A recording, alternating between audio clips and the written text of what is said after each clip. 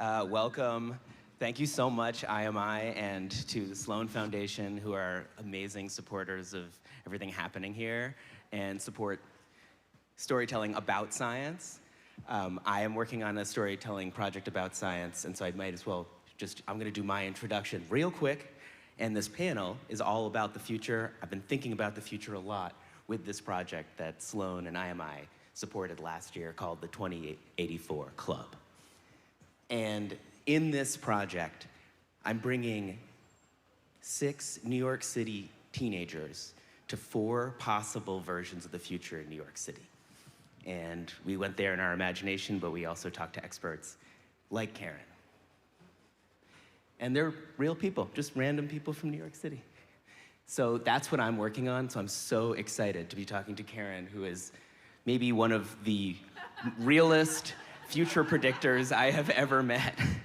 So I was wondering if you could translate that.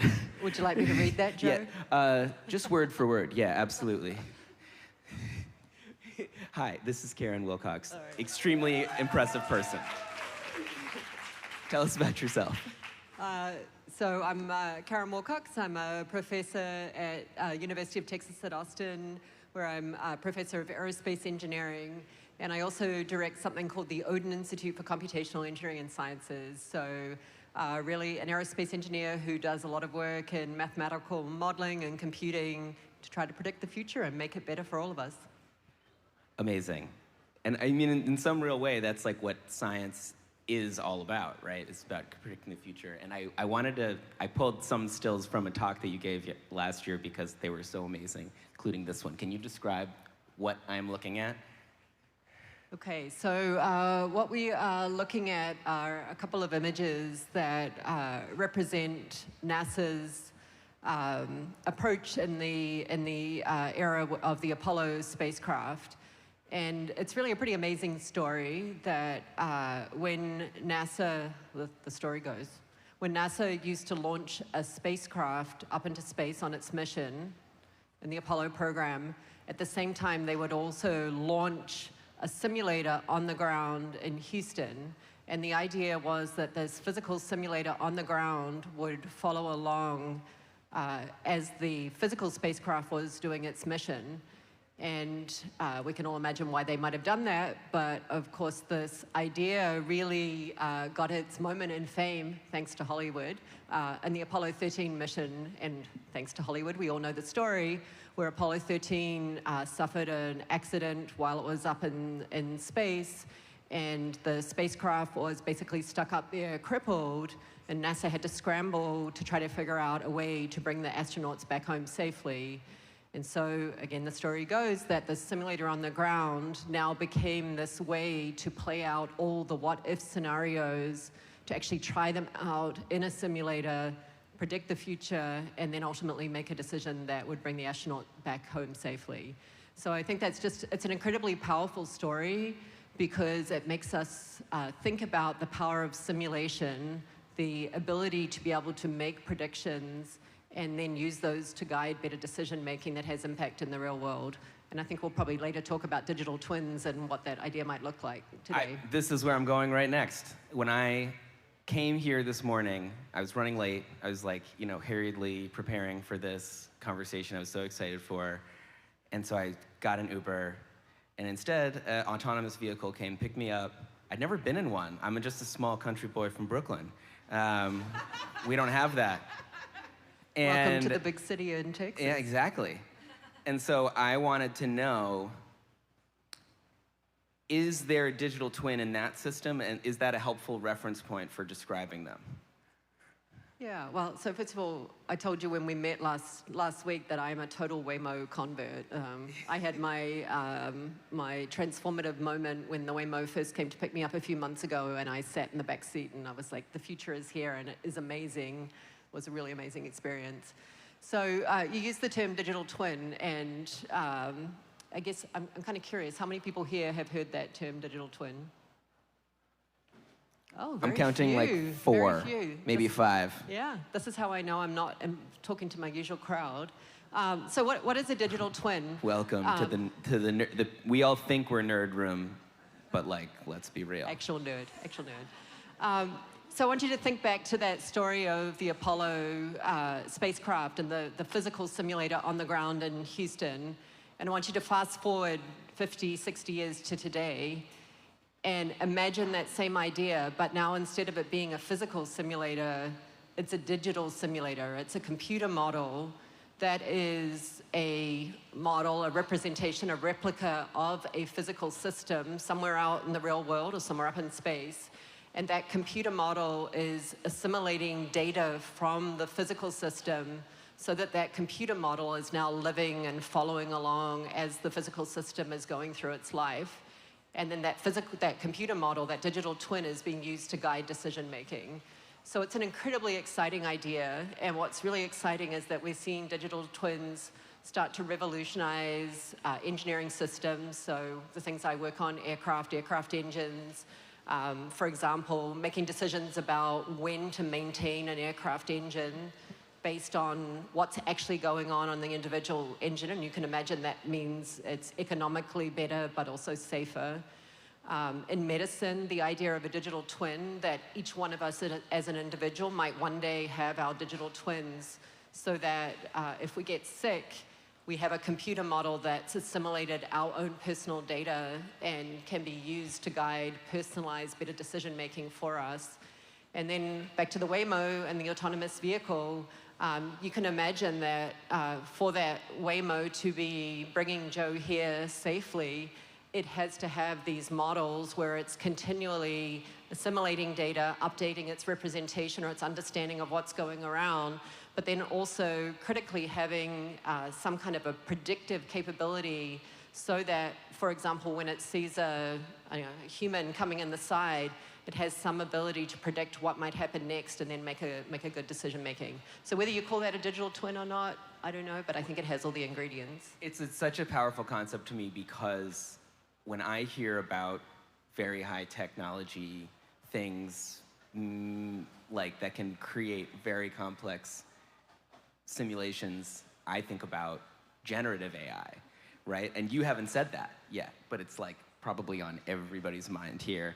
And so I loved this. I'm like such a visual diagram person, and actually looking at it, the visuals don't tell a lot, but like what is different about the one on the right?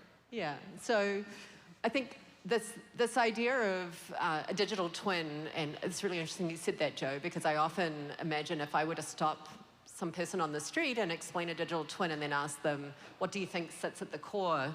They would probably say data and generative AI. And that is true in some cases, particularly in problems where we have tons and tons of data. Maybe we don't have good models, and so generative AI is this incredible mathematical technology that will process the data and build models that may be predictive. But there are many, many other settings, and especially now speaking as an engineer, when it comes to engineering and science, we actually have phenomenal mathematical models. And in fact, I was looking at the little balls in the machine just out there, right? Models just like this really exciting one, which is... You guys all know what that one is, right? Conservation of mass, momentum, and energy. Yeah. No, nobody? Come on. Think of it as a very fancy version of Newton's law, which you learned in high school physics. But it does... I mean, we do this, right? Like, the question that I wanted to ask you is, like, how do you predict the future? We do that for the environment in the 2080s. There are very discrete levels of sea level rise that people predict using models like this, basically. That's right. Can you describe, like, how that works? Like, how do you extend that far? Or is it even possible? You can make predictions that far out. Of course, there's just so much uncertainty associated with doing that. Yeah. But at the same time, all the data in the world about what's happened in the last 10 years and the fanciest generative AI model is also not going to magically get you predictions 50 years into the future. So really, a combination of them both. But what is amazing is that we can take these physical principles, we can encode them in amazing computational algorithms, and then we can make predictions about really, really complex behavior. Like this is a simulation of the rocket engine dynamics or simulation of what might happen to the Antarctic ice sheets and under different scenarios. So yes. Yeah. And but I feel like what's important about your concept is that we have to build like significant amounts of infrastructure based on these predictions. And so there's sort of a sliding scale between like, I'm gonna ask ChatGPT to like decide what color I should like paint my room. And then there's like, we have to build billions and billions of dollars of infrastructure. And I just feel like it's like fascinating that they're kind of all using there are overlapping technologies there. This one really, you mentioned this too in health. Can you describe this potential use case of what you work on? Yeah, so this is, you really did a good job of, did you watch the whole hour presentation? What? Maybe yes. on 2x speed. I'm sorry. I'm like very interested in your work. Joe didn't warn me he was going to pull all my slides, so that's okay. This one is totally fascinating and exciting. So I've been at UT Austin for about 7 years, and since moving here, I have started collaborating with computational oncologists here at UT Austin and also with MD Anderson Cancer Center. MD Anderson's part of the UT system. And one of the amazing things is I've come to realize that even though I've spent my life working on aerospace systems, it turns out the structural health monitoring of an unmanned aerial vehicle is actually not so different to the monitoring and decision-making around a cancer patient. And what this slide is showing is, and by the way, if there are any doctors in the audience, you're going to get the aerospace engineering version of this story.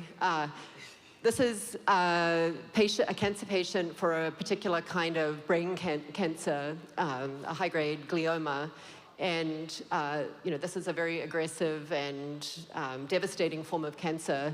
And so after surgery to remove as much of the tumor as possible, these patients go into having a course of radiotherapy. And I have to stand up because I hate talking when I'm... Do it. No, see, I'm going into lecture mode. You're gonna have to... It's okay, because I will interrupt you like the weirdo that I am. So these patients go into radiotherapy planning, and what these little purple bars are showing is that every patient gets 2 grays. Grays a measure of the radiotherapy load.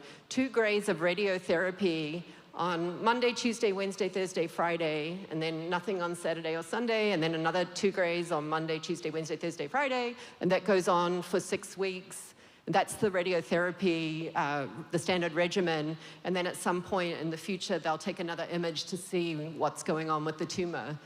And so you ask the question, is this the best we could do for these cancer patients? And the answer is clearly no, absolutely not. Every single one of us has got different brains, different brain structure, different material properties, different tumor initial conditions. So what's the vision? Imagine the digital twin of this cancer patient that has taken a scan, has now a model of their anatomy, their brain structure, and I know you're going to make a joke about your brain versus my brain, a model of their brain, and is continually following along and seeing how this patient is responding to the radiotherapy so that you could be adjusting the radiotherapy up and down and really trying to optimize outcomes for this patient. So this is just, it's an amazing vision.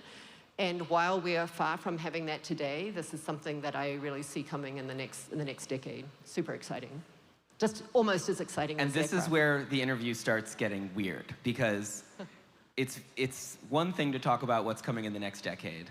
It's another to talk about what's coming 60 years in the future. And I've been thinking about this a lot and asking a lot of people. And so I forgot to do the thing that you're supposed to do at the beginning of every YouTube video, which is promise what's coming at the end, which is I'm going to get a computational engineer to roll a D20. But we're going to get there over the next 2 or 3 questions. So I gathered some predictions around 2084, and I have a question in the form of a clip. The real question, and an unanswerable one, is whether in the next 60 years we get a handle on aging itself. And that is, it's almost like a third rail sometimes in these conversations, because it is very difficult. And oftentimes, there have been many times when we've thought we found it, and we're like, oh, we've got it. We've got the telomere now. We can just make sure that the telomeres don't get short. And then it's like, oh, when you do that, you give people cancer. So actually, you can't. You can't do that. It's very complex, but what it is not is inevitable. Like, it is actually, like, you can live longer. There are species that do it. You can, like, a body can take care of itself, can repair itself. Would we be in a world where every president forever was born in 1946 until the end of time? You know, the boomers live forever. I don't know that it wouldn't not happen. I won't actually ever die because I'll just program an AI to be me after I die. That's a dark thought. So, let's say it works on the cancer stuff. Have you? I'm curious. Like, I'm not exactly sure what the question is. Besides, like, do you have a reaction to this as someone that cares about predicting the future? Right? There's these very, very unknown aspects of what happens after, right? And the act of predicting also shapes what happens. Do you, like when we talked about last week, like, what do you see? I loved hearing, right, like Hank Green, someone that is well known on the internet and likes to make predictions, and was offering this one to me. And I feel like it's getting at this real thing of, like, do you see a natural end point for something like health improvements, or how do you think about that kind of level of just like improvement, basically? Yeah, okay. Sorry, did I knock you? No, I knocked you that's a way good off. one. You know, so, you know, I think there's one really important point you're making, which is, if we get to the point where we can really make good enough predictions to drive this amazing decision-making that truly changes the future. Because predicting the future, what does that even mean? What we're talking about is making predictions so that we make decisions and take actions that change the future. And when we change the future, and sometimes we think we're changing the future for good, there can be all these other consequences. So what if there are digital twins, and those digital twins mean that you know, people will start living almost forever? And what would then the consequences be on the environment? And then, you know, what does then your New York in 2084 look like? Or even worse, what if these digital twins become available, but they're only actually available to the people who have got $10 million to buy their own digital twin? And so then the people that live forever are the ones that can afford it, and the disparity with those who not. And so I don't have the answer to that, but I think often we talk about predicting the future, and what we really mean is forecasting so that we make decisions that change the future in a way that we want to see that future change, and not just for ourselves personally, but maybe for the planet as a whole. Totally. And I also think, like, obviously implicit in a question like that is, I think we have an ethical responsibility to try to help people live longer at an individual level.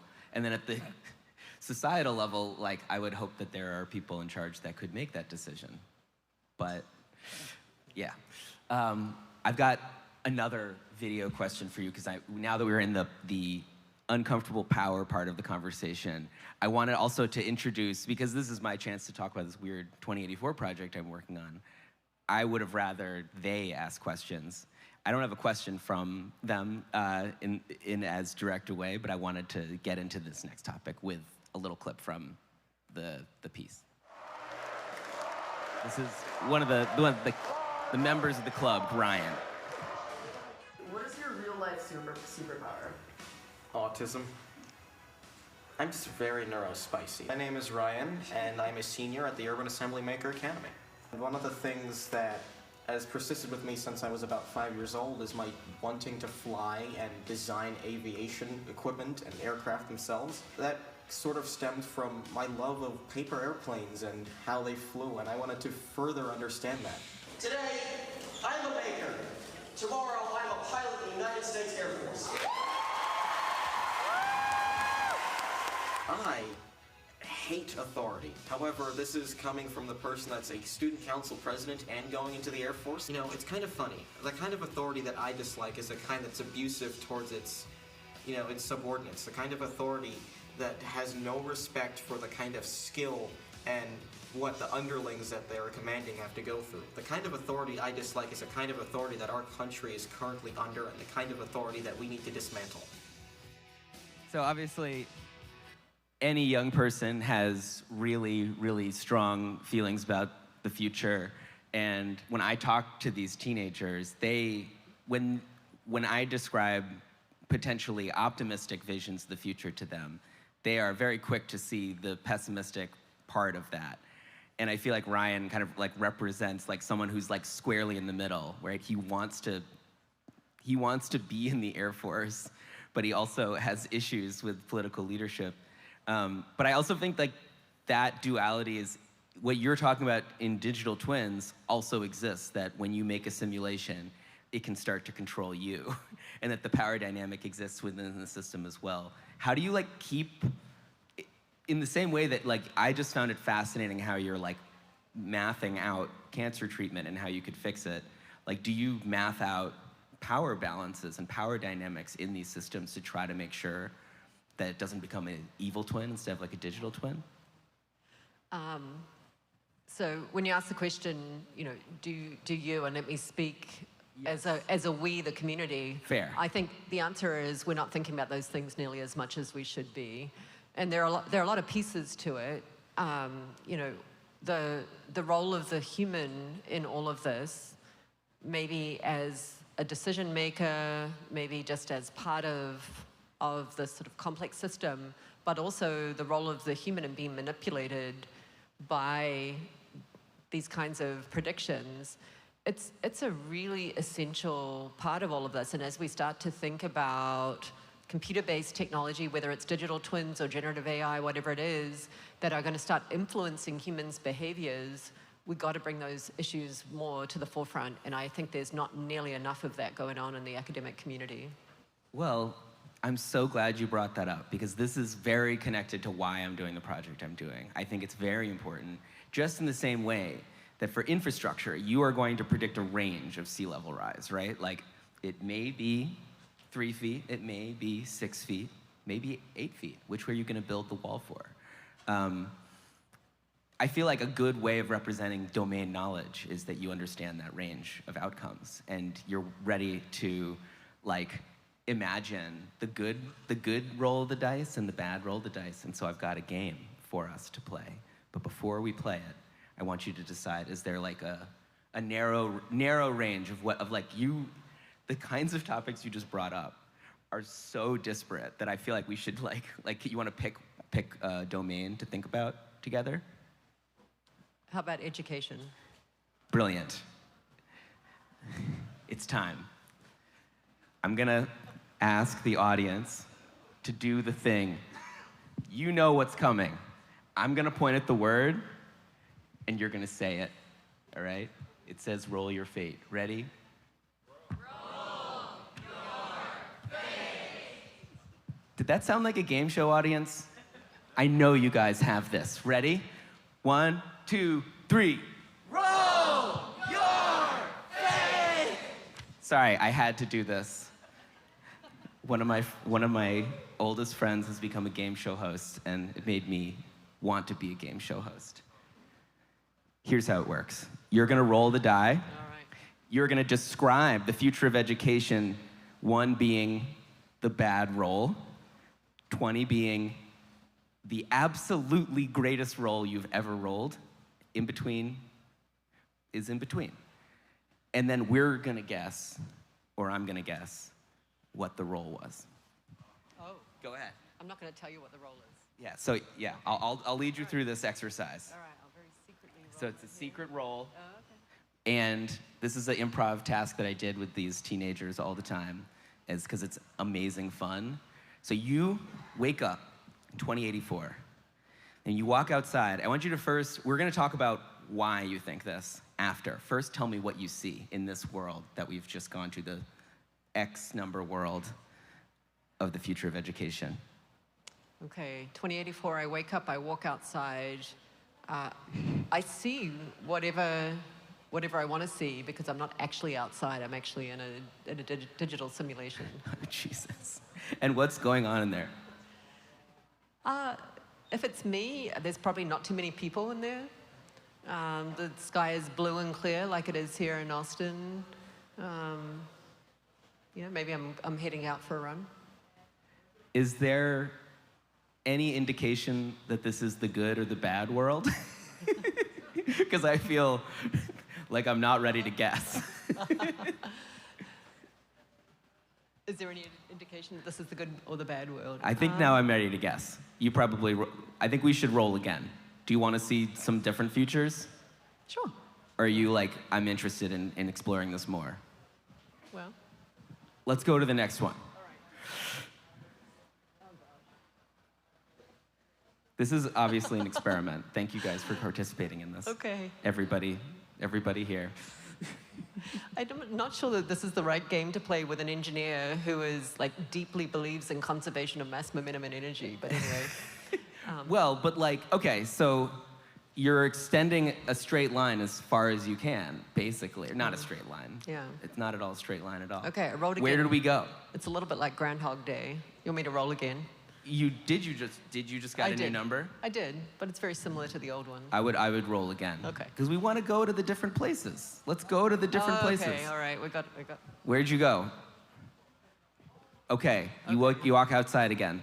What are we Okay. seeing now? So I walk outside and I see, and actually I know you record and you put this forevermore, so I'm not sure to say this, but I see Oh, no, I'm a so magnified version of what I felt when I was near LAX just a couple months ago. It had been a while since I'd been to LA, and I stayed very near LAX, and I saw shops with broken windows and people sleeping on the street and beat up cars. Like I Wait. felt like I had walked into an apocalyptic movie. So I see that, but I see it even worse. Yeah. You see, okay, so we're in the bad world now, but how did education change? So it's not even clear that education exists in this world because technological advances have made people think that traditional ways of learning, when we bring children into school or bring students together, are inefficient, outdated, and actually as a society we can't afford them anymore. And so instead people are sort of downloaded or uploaded, I don't know what the right way was, but they receive their education in a very kind of clinical, optimized way that doesn't actually have any of the social experience. And the consequences of this is now that this world is one where you don't see humans thriving in the world. Jeez. Okay, I don't want to go there. Maybe we should try rolling again. What do you think? Okay. I don't know how many more scenarios I have. Just the good one. We could go straight there. By the way, 2084, I'm pretty sure if I Oh, am no. still alive, I'm not walking. You just got a 3. Literally, yeah, I we're got a dead 3 now. last time. Okay. We're just waiting for the 20. We're We in got the it. middle. We got We're it. in the middle. Let's go. No, let's go to the good place. I want to Okay. go to the good place. Okay. Can you describe what you think the good future of education is then? Yeah. So, and the good future is maybe I am in this. Maybe I am in this digital world, or in this world that feels real but is constructed in a way that makes me my best version of myself, because I would hope by 2084 we really understand the science of how our brains work and what it means to learn. And that is so much more than just what's the most efficient way to teach somebody how to read those partial differential equations you had up there, but also recognizing the experiential, hands-on, social parts of learning, and that we have figured out how to educate people deeply in their chosen disciplines, but also broadly, so that we just as humans are so much better equipped to make decisions for the next 100 years that are coming. I love that. I really hope that happens. Thank you for playing my crazy game. I really appreciate it. Let's give a hand for our guest, Karen Wilcox. We're not totally done. I want to ask a couple more questions. I want to get you guys involved too. If you have questions, think of them now. No more games. The question that I'm going to ask while you're thinking of questions are, something that I feel like, you're an educator as well as an academic. Clearly, you care deeply about education. And something that I love about my job, which is also to just learn things and share what I learn in a different setting, but they're very similar, is that I get to keep learning amazing things. So you have very impressive domain knowledge around digital twins and how we can build a future with them, but you also collaborate in these domain-specific areas like jet engines, health, et cetera. What are the most fascinating things you've learned about future that's coming from those people in your life? Or like even if it's like deep in the past? Yeah. Yeah, well, so maybe let me start with a barrier that I learn like over and over again. It doesn't matter the setting. The barrier to change is so often not the technology. And I think so often, especially as researchers, experts, we're so focused on the technological solution. And it's like, why can my computer model not run fast enough to be able to give these predictions that would really make a difference? Those are not the barriers to change and to adoption. The barriers are the current state of affairs, like the initial conditions. What are we sitting with now? How are people entrenched in processes and products and the way things have been done for decades? What are the non-technical barriers like insurance and who pays for what when it comes to medical imaging? And these are actually the really hard problems to solve because they are institutional and they're human and they're sort of global system level problems. And so it doesn't really matter what area I work in. You start to realize this, and one part of you then gets a little bit discouraged. It's like, oh my gosh, does having this technological breakthrough even make a difference? But then you see these teams, these interdisciplinary teams coming together from different places, and you see people who have a real spark to make a change. And that's what gets me really excited. Amazing. And I feel like it brings us back to Waymo because, you know, this technology discovery, right? Like the essential piece of it, the demonstration of like this is going to work was like in 2000 or something. You know, it takes 25 years for people to get themselves organized to accept it too, right? And like, but the progress is happening. Honestly, yeah. I was a naysayer. I did not believe that people were going to get autonomous vehicles working so long as there were human drivers on the road. I just didn't think it was possible. And you know, I think what's amazing is we all saw the Waymos here in Austin for months driving around with human drivers in them. And those human drivers were training the Waymos on how to respond to other human drivers. And so I've been in Waymos that have done exactly what, you know, my husband probably would have done, which is cut somebody off or make an aggressive lane change, but in a way that actually is a little more soothing and trustworthy. Right, so it has some tact. It at least puts its turn signal on before it makes that. But it's amazing to me. I thought that future was a lot further away than it was. Amazing. So the way that, I mean, obviously I am open, you know, anybody that wants to ask questions, you can, but I'm also happy to give you an unusual prompt if you need it. But let's start with the person who has a real question. We got a mic for you. It's coming. Hi, thank you for doing this. I think the discussion of digital twins is really interesting. And I was just curious if you could talk a little bit about incorporating privacy into this like future of digital twin life, and if there's an ability to sort of maintain heterogeneity in thought and freedom of ideas in that world. Yeah, this is a great question. Actually, in the bad scenario of 2084, I should have said that you know, there's digital twins of each one of these individual students, but their data has been sort of captured by some giant corporation and is being used to drive their behavior in certain ways so that these other people get very rich. But that's not 2084, that's 2025. It's already happening. So these questions of privacy are absolutely critical. And if we go back to the medical digital twin setting, you know, the question of who owns the data, right? Just think of all the different medical providers that you interact with, especially if you have a serious illness. Who owns the data? Do you own the data? What happens to your digital twin when you no longer need the treatment?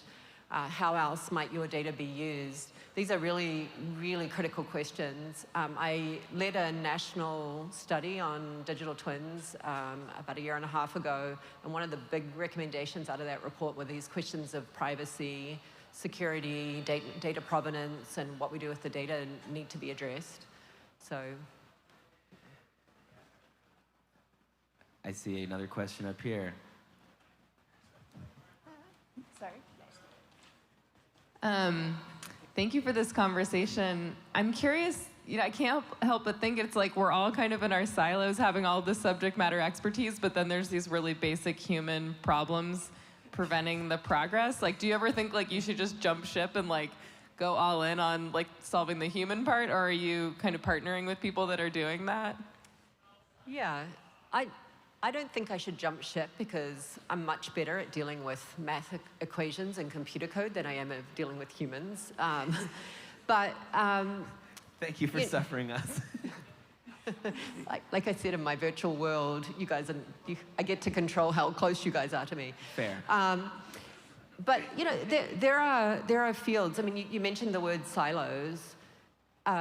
This is such an incredible challenge and opportunity in front, especially of academic institutions, that we talk about interdisciplinary work, but what we really mean by that is bringing together different kinds of engineers with computer scientists and mathematicians and physicists and geoscientists. Where are the people who study human behavior, the people who are expert in these kinds of questions, humanists, social scientists? There's talk about needing to do more integration, but we need so much more of that. And like I said earlier, an appreciation that all the best technology in the world is not going to get us to the good version of 2084 if we don't deeply consider the human element. So. We've got a question from Joe Hansen. This is fascinating. I haven't gotten to ride in a Waymo. They're not in my neighborhood in Austin yet, unfortunately. It seems when you're talking about the idea of digital twins and the utility of something like this, being able to make accurate and useful predictions is, of course, kind of key to the whole idea. But real complex systems like humans are I think, far beyond what a car is doing and sort of making like Newtonian calculations about how things are moving. Do you think we overestimate predictability? Because the real world is very random, like stochastic elements are involved there. How does that feed in? Because if you're making a prediction about what someone should do about radiation into their brain to potentially save their life, how predictable are those situations? Are we too kind of, are we taking too much of our own medicine and assuming that we can predict more than we can with these? No, it's a really important question. So let me give you a couple different parts to the answer. The first is in everything that we're doing in my group around digital twins and this notion of prediction, it is always accompanied by what we call uncertainty quantification, which is, just like you said, the world is stochastic, the systems are complex, there are parts to the models that we just know are wrong. And so yes, we can make these predictions, we can run simulations, we can play out different scenarios, but we have to characterize the uncertainties, all the uncertainties that we have. And just like Joe was saying, as we might be making predictions of sea level rise, it's not a single prediction, it's a range, and that range reflects our uncertainties. So this is really sort of forefront of the digital twin technology, is how do you do that in a scalable and responsible way to characterize these uncertainties. And then the second part to your question is there are parts of complex systems, particularly humans, where it's not clear that we could ever have truly predictive models. So we should stop talking about necessarily trying to predict that part of the system and instead start thinking about, how do we model, how do we represent, again, the stochastic behavior, the range of outcomes, and then drive decision-making in a way that starts to account for that. And that's also then where the data, and especially the real-time ability to update your models and your predictions in the face of new data, I think is incredibly powerful. To give you 2 more seconds to get your courage up for the last question. My reaction to that in the human level is the Waymo thing, which is the level of trust in another human who's way more likely to fucking kill you on the road is so high compared to the Waymo that it has to be you know, it's like, unfortunately, a speciesist thing that we have, where we will look down on other forms of intelligence and say, you have to be 100 times better. I've never heard of that happening before. Anybody? Yes, hello. In thinking about digital twins, privacy, and social media, I downloaded my Instagram data the other day, and it was able to see my sexuality, income, address, all my DMs, all that, whatever. I'm thinking about how algorithms know me so well, and if that could be seen like as a digital twin. Yeah, that's a really interesting question that I have thought about before, and people have asked me, do we think that some of these players out there have essentially a digital twin of us with the kind of information that you mentioned? And, you know, I guess I don't know exactly what goes on, you know, in many of those places, but I have a strong sense that they have moved from having tons of population data and maybe being able to categorize us according to gender and age and maybe interests, to getting more and more personalized. And we see that, right? You see that every time you open up your web browser and there's an ad there and you think, oh, wow, that's, yeah, how did that know I was thinking about that? As that level of personalization drives more and more, at some point it is almost getting to the point of a digital twin of certain aspects of our lives that they have, because we are then individually identifiable. This is a huge concern. I really don't understand how we as a society have been sitting by for the last couple of decades and letting this happen. But yes, I think it is a really good observation. This is an unsettling place to end. So I have one last thing, which is, when you described the world in which you woke up and you were in a simulation, does anyone have a guess of what the number you rolled was? Do you remember what you rolled? Does anybody have a guess? I had no idea. 1 to 20, 1 to 20. 3, 16, 8. Did anyone get it? Pretty close. It was a 17. 17? So you think the Matrix is 17? And just to be clear, my baseline was that by 2084, to go outside, you will be in a simulation. That 1 to 20, kind of, you'll be in a, well, I guess in the 3 that I rolled, you went outside and you wished you went outside. No, I'm much happier with that ending. That's crazy. It was a good, because it was a little bit like Total Recall, right? I mean, it was a good simulation. I want your predictions too. So, Karen, thank you so much for playing my ridiculous game. Come see me. I will gather your predictions. Roll your fate. Thank you so much, Karen. I really, really appreciate you.